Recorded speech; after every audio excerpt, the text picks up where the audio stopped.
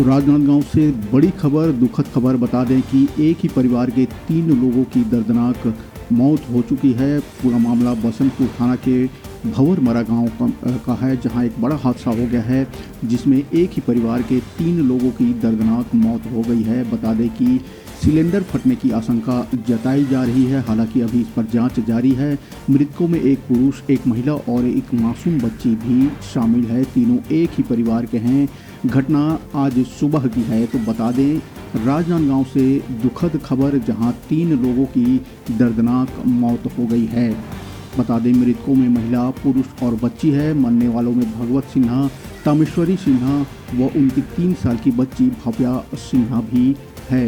बता दें कि गैस सिलेंडर फटने की आशंका जताई जा रही है। मृतक भागवत का किराना दुकान है और वह किराना दुकान से ही अपने परिवार का पालन पोषण करता है।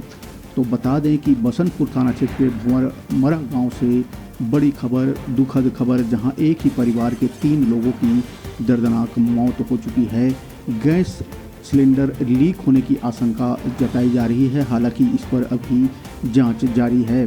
पूरा मामला राजनांदगांव के बसंतपुर थाना के भंवरमरा गांव का है, जहां 3 लोगों की दर्दनाक मौत हो गई है।